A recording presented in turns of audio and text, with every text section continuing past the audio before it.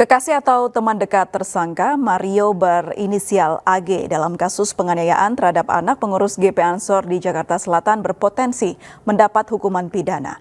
Hal itu jika memang AG terbukti memiliki peran dalam kasus penganiayaan.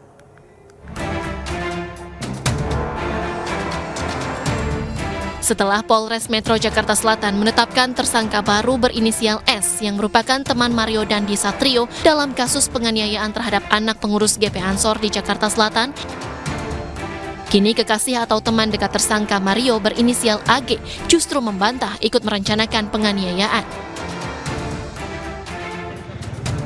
Sementara sejumlah karangan bunga terpasang di depan Polres Metro Jakarta Selatan. Karangan bunga itu dikirim untuk mendukung pengungkapan kasus penganiayaan yang dilakukan anak mantan pejabat pajak Mario Dandi Satrio terhadap anak salah satu pengurus pimpinan pusat GP Ansor, D. Dari belasan karangan bunga yang terpasang, sebagian besar meminta polisi untuk menangkap teman wanita Mario berinisial AG. Sementara melalui kuasa hukumnya, kekasih atau teman dekat tersangka Mario berinisial AG membantah ikut merencanakan penganiayaan. Bahkan AG mengaku sempat mengingatkan tersangka agar tidak melakukan penganiayaan sebanyak 3 kali.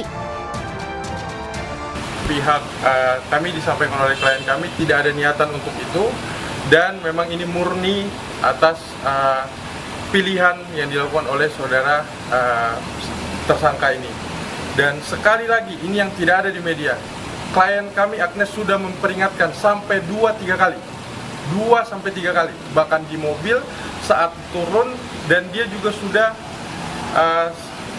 secara psikis diam. Akhirnya dia benar-benar menyampaikan ke kami bahwa pada saat saudara korban ini sudah tergeletak, dia bukan selfie, dia memegang kepalanya dan meminta pertolongan justru.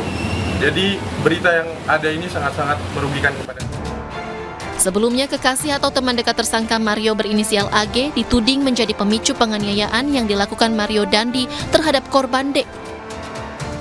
AG disebut mengaku mendapat perlakuan tak baik dari David yang merupakan mantan AG hingga memicu emosi tersangka Mario. Jika memang terbukti memiliki peran dalam kasus penganiayaan, AG berpotensi dijerat pasal 55 KUHP dengan hukuman pidana. Ini dipicu dari pengaduan dia sebenarnya kepada pada pelaku, kan begitu ya.